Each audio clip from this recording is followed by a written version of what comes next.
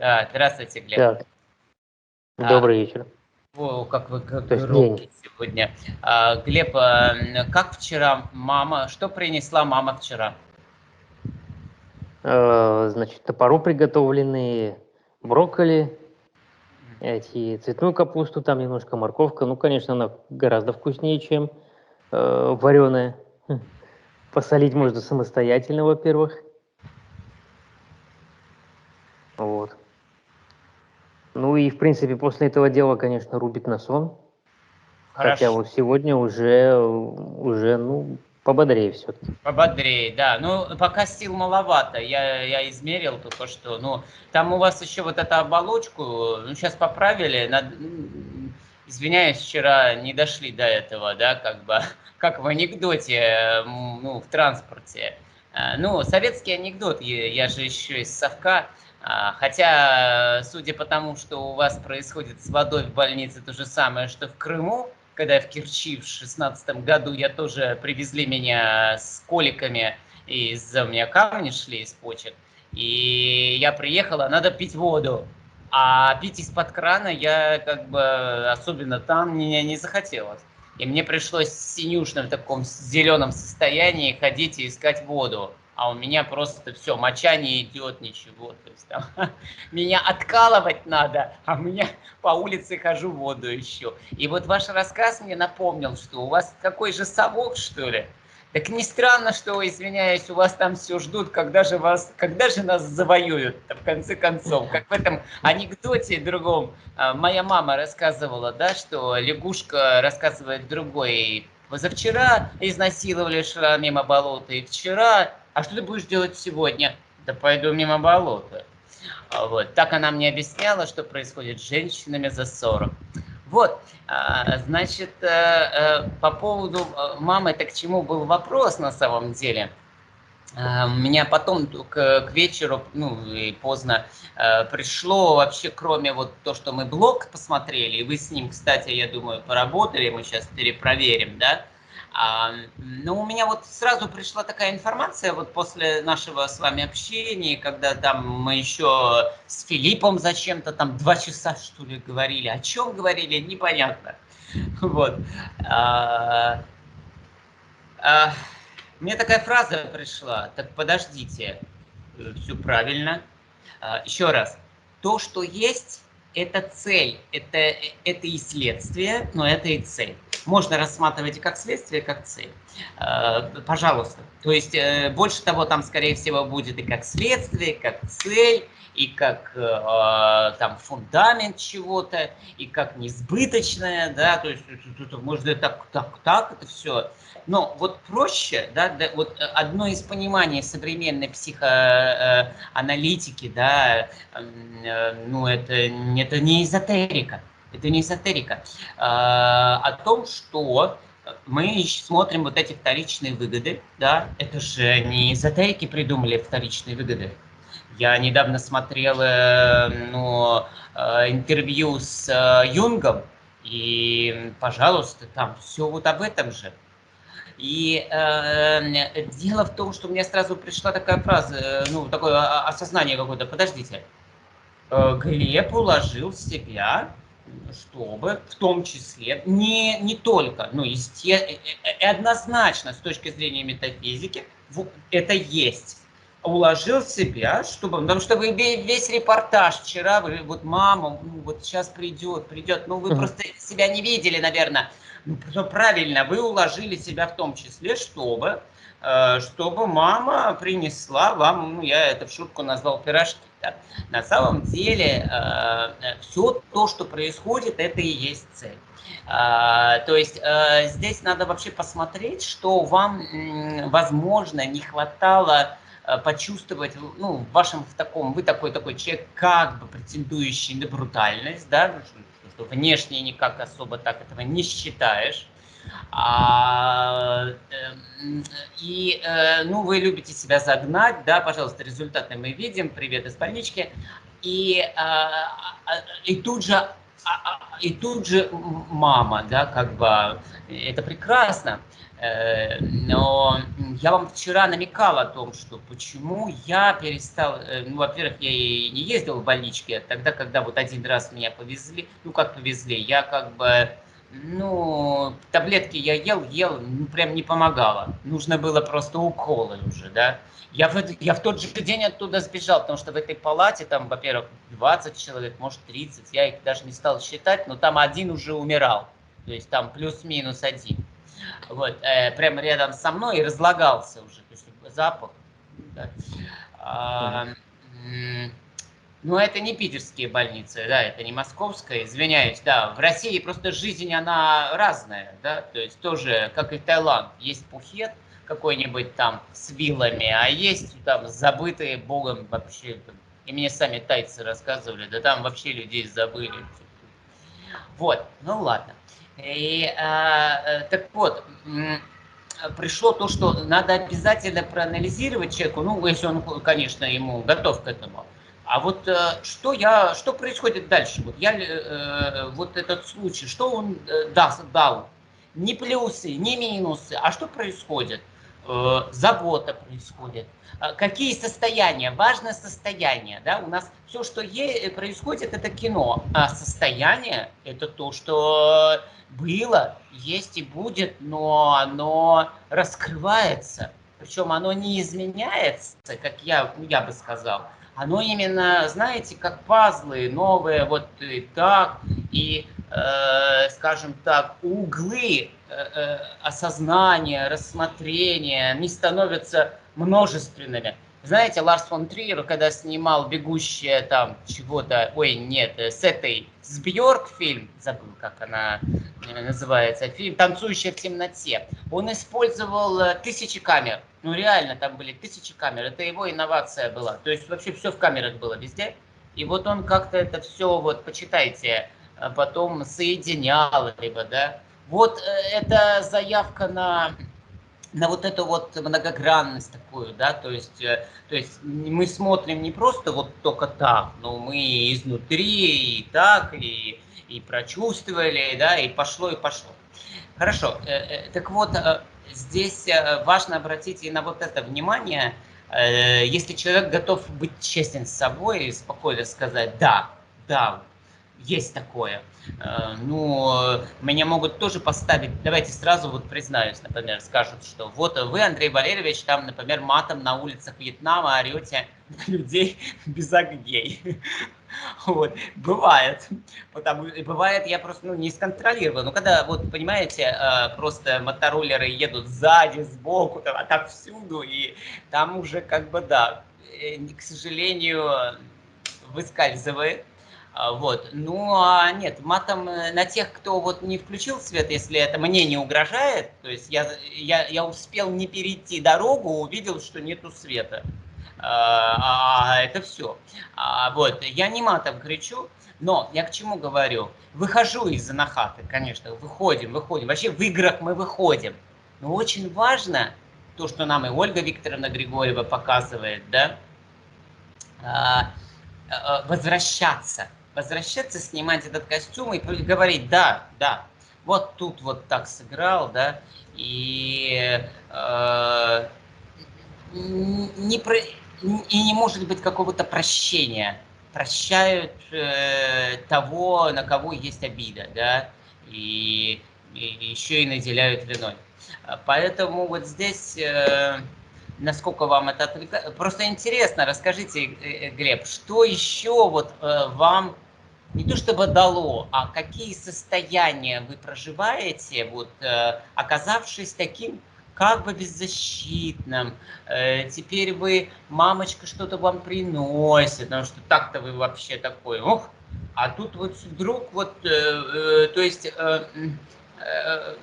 что у вас была такая как бы контроль, да, наверное, маска Ну да, контролирующего, понятно, это сразу можно сказать, это сколько я, наверное, лет до 30. В общем, короче говоря, чувство безопасности. Это у меня был жуткий дефицит чувства безопасности. Это можно сразу сказать так. И я где-то с ним вот жил где-то до 30, может быть, В чем где-то именно с копейками проявлялась лет. именно безопасность? Связанная с социальная или семейная? Ну, в семье. У меня, например, было чувство опасности от семьи. Мой отец бегал с топором, там, ну, бывают инженеры, они такие. Ну, вообще в целом. Это как у Они Цоя. Как могли там не Цой пел? выдержать. На людях Я... нормальный человек, извиняюсь, а вот, ну, при ребенке уже, уже не можешь себя сдерживать. Извиняюсь, что прервал вас. Все-таки вы про семью или про социум? Про весь мир. То есть я вне Мгм. безопасности, а кто там вокруг, там социум, семья для меня уже, ну, в принципе, все враги были. Именно враги. То есть вы ощущали, что это было состояние, что, как у Цоя, мир идет на меня войной. Ну, не сказать, что прям, ну, войной скорее чувствовал себя как вот выгнанный кот. Не так, Вы что чувствовали конкретно себя агрессию к тебе. отвергнутым или Да, покинутым? Ну, из того, что вы рассказываете, получается, что вы чувствовали себя именно отвергнутым первично. мгм. Э, Именно это, да. Да. Далее, следующая травма, которая идет на отвергнутого, это, естественно, травма несправедливости. Поэтому я уверен, ну, отчасти вы тот самый человек, который будет лезть, сувать свой нос в любые дела, где, чтобы навести там порядок и Мгм. справедливость. А Вот. уже от этого идет способность очень хорошо обижаться. Именно вот от этой травмы, ну, от чувства, что со мной поступили со мной или с кем-то еще Да, да, несправедливо, да, я оттуда вам уже докажу. обиды там и понеслась. Вы меня отвергнули. Я вам сейчас покажу, что я правильный, хороший. Я сейчас вам докажу. А на это, естественно, что ты лезешь, чего и как. И появляется вот эта травма, что вы не просто отвергнули, вы еще и несправедливо ко мне, да? Вот. Но мне вчера, вот чисто без рамочки пришло, я вас больше вчера увидел, ну вы вчера были в другом состоянии, заметно сейчас все-таки изменились. Вчера мне больше пришло ваше состояние как напоминающее мою мать в чем-то. Это сильнейшая травма у нее была покинутой. Покинутой. Причем здесь вот травмы есть у нас все, да, мы так или иначе их проявляем. Даже у Дмитрия Лапшинова, у которого я измерял эти травмы почти, ну, почти полностью, это вообще у него гениальные показатели, это видно, что он проработанный, и Мгм. все равно в взгляде я вижу эту травму покинутого. Не покидайте меня, не покидайте. Вот это, вот это. Вот это, да, когда вас спросят, вот это вот. И плечи немножечко так. Вот. Он же не вот это вот, да, так, чего, я Трамп там, да, давай. Или Антон Антонов какой-нибудь, да, там видно, что у него травма, вот, другая. Так вот, смотрите, травма покинутого, она же переходит потом в травму предательства, да, маской контролирующего. И вы тоже вот отчасти такой человек, который до, вот, образно говоря, больнички, до последнего я контролирую, я контролирую, я контролирую. Я управляю внешним, да, при том, что мы вчера видели, что идет блокировка по «я могу», управлять. То есть как там было вчера, вот это была определенная Мгм. фраза. То есть, по сути, получается конфликт. Родовая говорит «не могу», «вы могу». Что происходит, когда идут конфликты? Как? Прошу прощения, опять свою маму проведу, да? Когда, напомню, когда она попросила: Андрюшечка, ну сделай что-нибудь, чтобы я была здорова. Ну, я покрутил, она то ли на следующий день, то ли через день уже ну, плохо стало, уже потом, да, постепенно, видимо. Она уехала в больницу. Ну, просто, казалось бы, случайность. И она же звонит, я так считываю, я вижу, как вот, кто как сидит, кто какое выражение, кто как. Даже и отец там молчит, но я вижу, что с ним сидит. И она говорит очень злым голосом: мы, именно мы мы всегда были против тебя. Но это она не говорит, а считывается, понимаете, что мы, а ты вообще там, вот кто такой? Мы родители, мы правильные, а ты ребенок, ты, как там в песне, ты американец, ты мальчишка. Вот. И мы с отцом не верим в то, что ты делаешь. Да больше этого не делай. Вот. Так что по поводу вот этих травм, да, вам не кажется, вот вы не прочувствовали, что вот вы, как Жванецкий посоветовал Путину, один из них уже умер, может быть и другой тоже, потому что уже непонятно ничего, столько двойников всяких развелось, вот, ну, со Жванецким как-то понятнее. Вот. И он говорил, что его спросили в 2011 году, ну а что сказать Владимиру Владимировичу, чтобы он не шел дальше на суд? А Жванецкий вообще гениально, он сразу, Владимир Владимирович, может быть, отдохнуть? Вот. И здесь вот тоже, Глеб, вам не кажется, что ваше бессознательное, вам как бы уже вот, ну вот, Глеб, давай полежим. Я прошу прощения, да, да. Как вот вам это отзывается? То есть как вот... Ну да, конечно, за последние полгода я, в принципе, уже чувствую такой перегрев сильный. Поэтому, ну, просто, в принципе, решил так катапультироваться, скажем так. Извиняюсь, Игната, у нас ссылку дана на Ютубе, да, чтобы люди могли присоединиться? Я думаю, наверное, да. Здесь моя задача, естественно, наша задача, чтобы вот наш друг, пациент, неважно, да, ну это несовместимо, друг и пациент точно, в данном случае просто подопытный, да, подопытный друг, вот, чтобы нас не должно быть в процессе лечения вообще, исцеления. Когда Майкл Мелехов там что-то сказал, что-то вот примерно, ну что, как это там, что это вы там себя принижаете или чего-то, а я совершенно спокойно могу сказать, да я не я, и как бы, и вообще не важно, и вообще меня не видно, и вообще, да, плохо все со мной, очень плохо, ох уж эти фрукты, а у вас все хорошо, тоже на фруктах. Вон и на Кандел, он скажет, все замечательно, все зашибись. Ну и что там у Широкого что-то не так? Ну это его, вот, ну и что? Да, надо будет, сделаем выводы. Так вот, я по-своему вижу вообще роль целителя, и в том числе друга, потому что это тоже целитель, мы же, неважно, официально, неофициально, да, мы есть целители друг другу, в том, что нас не должно быть как личности, да, мы здесь вот просто вообще перехода на личности, естественно, поэтому с друзьями и вообще знакомыми тяжело. Тяжело, когда человек не заплатил. Вы очень такой продвинутый, и к тому же вы сейчас в том состоянии, когда вы легко эту информацию, ну, у вас вообще и тон изменился, вы, ну, как бы мудрее стали, ну, то есть вас немножечко остановила, скажем так, пришпандила, да, плита так вот, знаете, и вы как-то так вот в этом состоянии по-другому, естественно, так это и есть цель.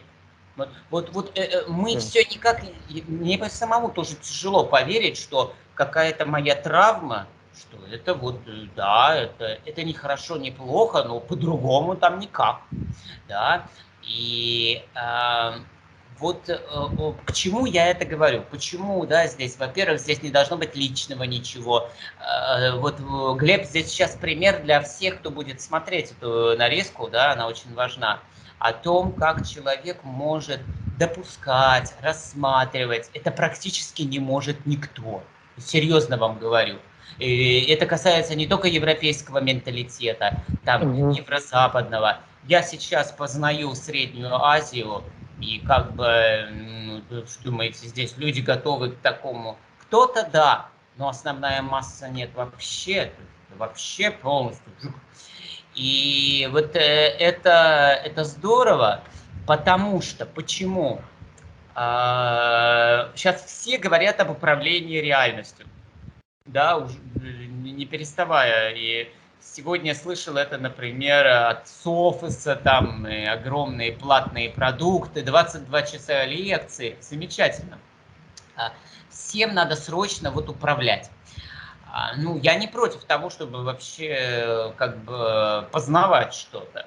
Хотя я не очень верю в техногенность вот этого. Давайте сейчас разбирать эти переход от Сатурна к Юпитеру, цивилизации. Да, цивилизации, все это есть, все это через нас работает.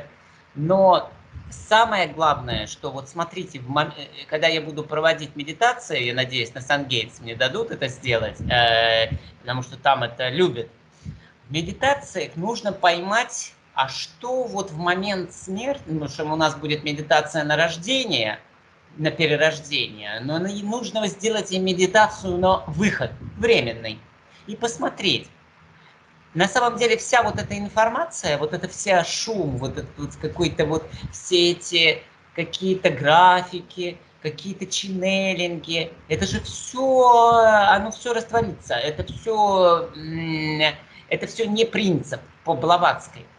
Останется вот скорее всего вот это чувство внутреннее, это не чувство даже, это вот этот поток, то, что еще мы в детстве можем вспомнить, вот эта вот сила, которая мальчик обнял свою маму и поцеловал. Почему? Потому что он прочитал об этом книжке, что ли? Или что? Или что ему? Ну, то есть вот то, что эта жизнь проявляет себя через там что-то.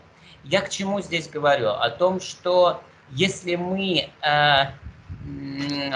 здесь вовремя реагируем на свои вот бессознательные такие вещи, мы... все в порядке? Ну да, ну надо скоро заканчивать уже. Ага, хорошо, сейчас будем, да, я вижу, что уже тяжело.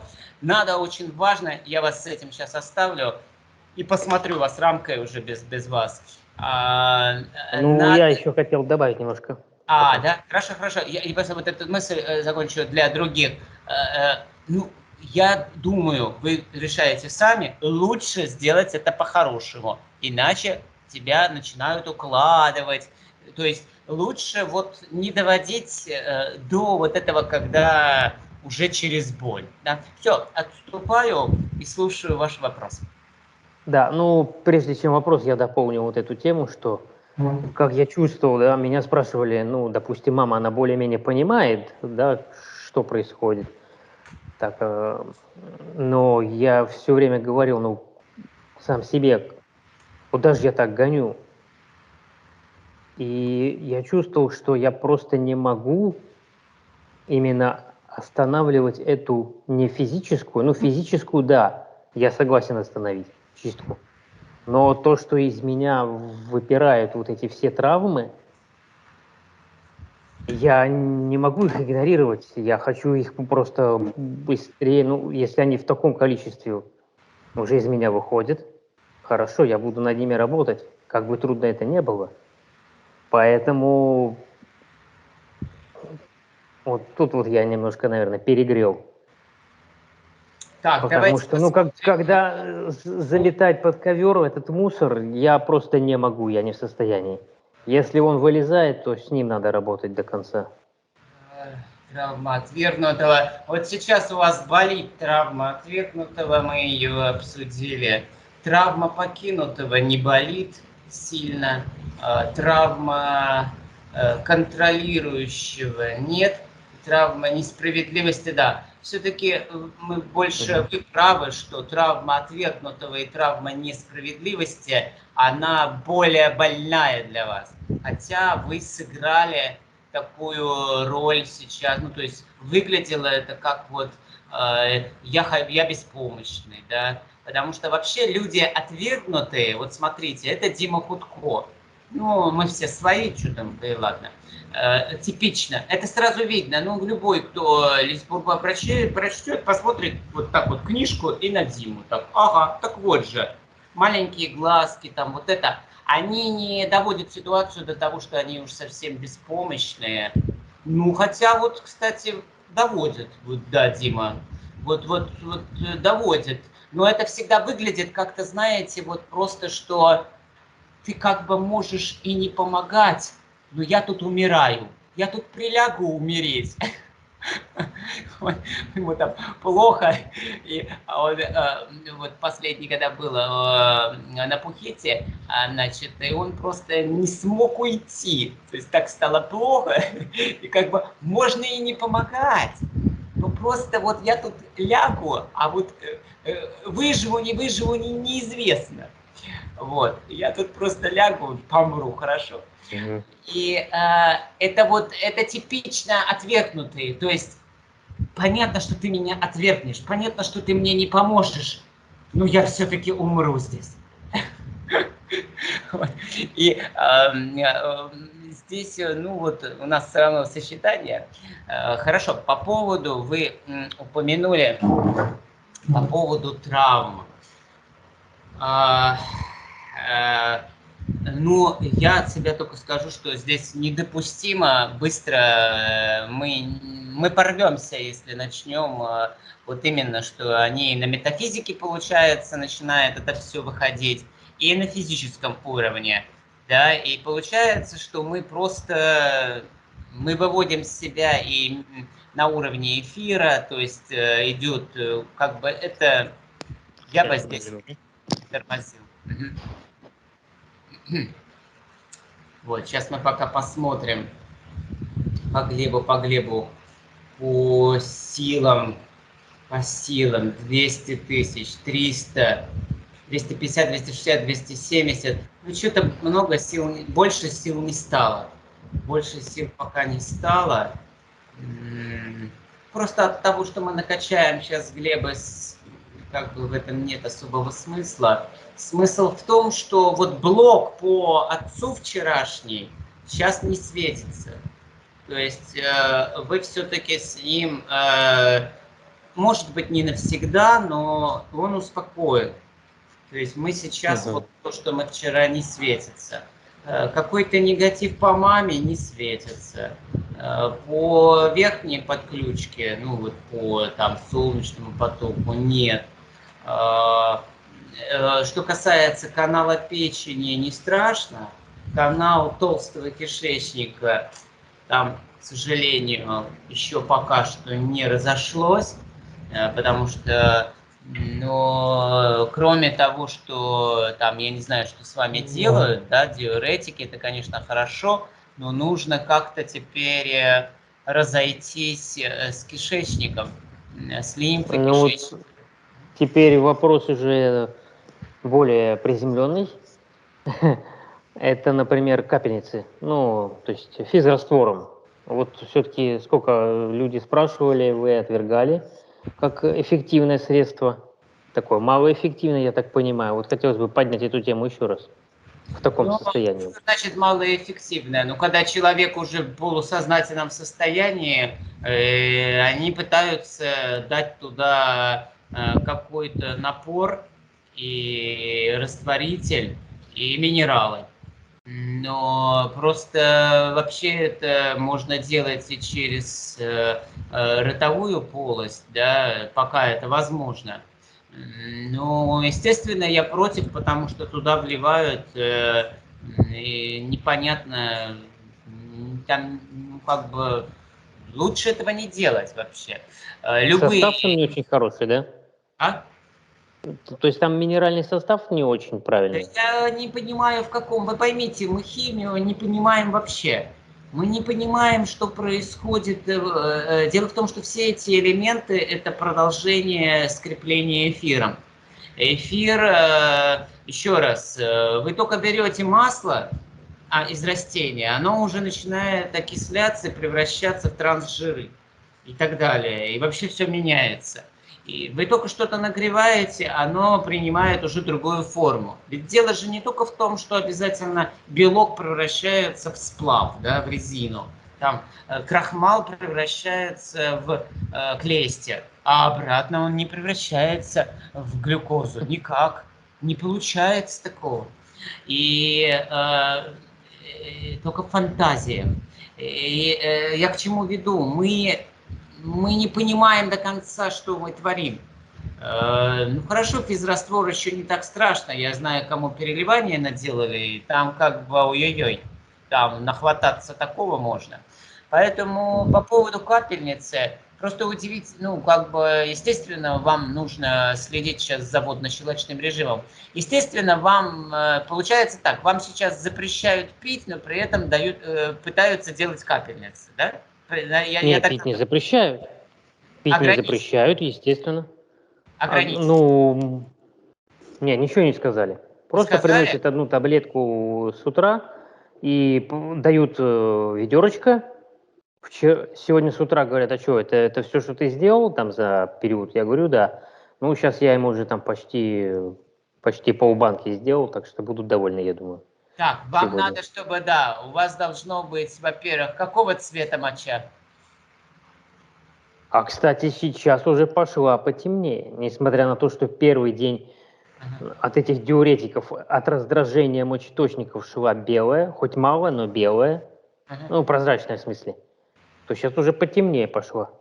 Темнее. Но она вообще должна быть потом прозрачной, иначе то, что надо выходить на прозрачность. То есть пока Главное, она что у она вас... белком воняет. Ну, это вот вы, да, она воняет, потому что у вас выходят продукты белкового разложения. Вы их накопили и сконцентрировали в кишечнике, устроили себе острое выпадение там серозной жидкости, вот этот асцит, вообще гениально, конечно. Но ну и там же дегенерация клеточной мембраны срабатывает, то есть раздражающие эффекты. Мы же не знаем до конца, какие именно еще токсины у вас выходят, это индивидуально.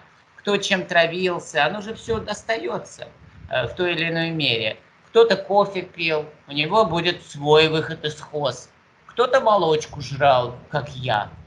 Как это вчера было. Первая дойка. Первая дойка. Нет, ел не с первой дойки. И все равно будет кырдык, что первая дойка, что последняя. Я есть альфа и омега. Первая и твоя последняя дойка. Вот. Так что здесь там возможное сочетание того, что происходило. Это замечательно, что моча сейчас стала пахнуть. Это замечательно, что выходит. Это очень хорошо, но теперь надо все время пить маленькими глотками до того, пока моча не станет просто как вода. Иначе, еще раз повторяю, стихотворение гениальное, да, сегодня у нас тема «Щека к щеке», стихотворение Вознесенского. Вот, но я тоже, как бы, да, большой поэт, и вот мой глубокий стих. «Если желтая моча, рубишь почки ты с плеча». Это все, то, что какать надо колбасками раз в день, это все установки больных людей. То есть это вы в смерть так идете. Или что моча должна быть желтой, такой вот прямо, как пиво. Не-не-не, это все, это патология глубокая. То есть это говорит о том, что не хватает, не промывается. Промывается это, когда уже вы доводите мочу до этого. У меня, если с утра такое случается, я понимаю, что я где-то долго не это, то есть ни в коем, не то чтобы ни в коем случае, это показатель. И для вас, вам еще повезло то, что вам врачи не стали ограничивать. В России, по-моему, 100% таких ситуаций обязательно будут ограничивать в водном режиме. И врачи ограничивают. А при этом поставить капельницу нормально. Нормально, да. А вот пить много нет. И сами люди себя ограничивают. Это такой эффект Зелевич получается. Пока не пью нормально, начинаю пить, да еще соль сосать там или что-то, да? Плохо, очень плохо, отекаю. Так надо довести до того ситуацию, чтобы от воды и соли вы не отекали. Я не отекаю от воды и соли.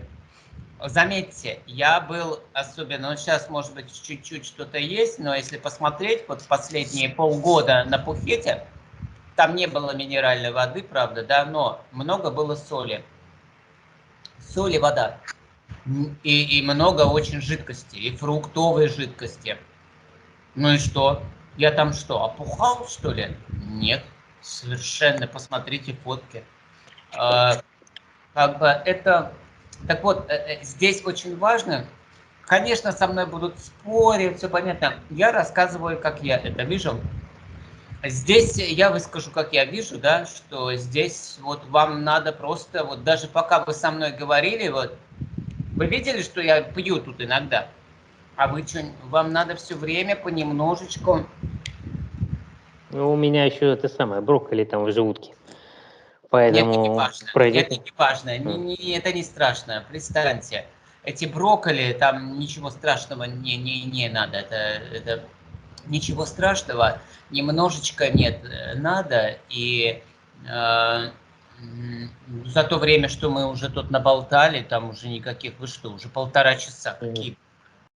Вот, так что здесь, пожалуйста, вот то, что она пахнет, это значит, вот мы выводим.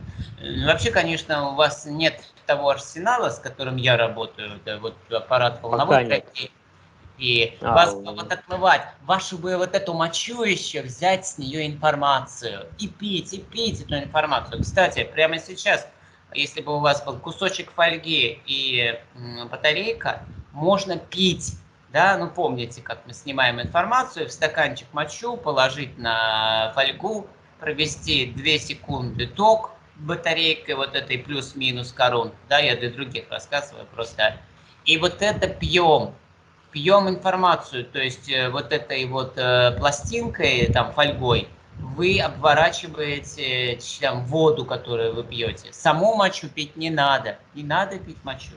Надо пить информацию с мочи.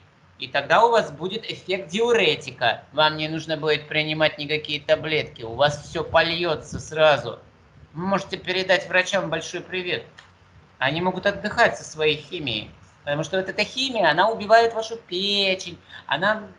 Потом будем чиститься после этой химии. Вот, это как онкологические больные. Мало им своей онкологии, они еще добавляют вот как бы какие-то там вещества, которые говорят, они же делаются из растений там каких-то. Ну, нам надо тоже смотреть, что они, как это делают, и они могут это просто... Там надо в каждом конкретном случае смотреть, нужно ли это вообще вещество. Ну ладно, я много ушел. Еще какой-то вопрос, Глеб, у вас есть пока силы? Нет, все, на сегодня тоже уже хватит. Все. Так, хорошо тогда, все, я с вами прощаюсь, и Да. что-то еще я сейчас посмотрю, уже вас не напрягая. Все, спасибо вам большое, до связи.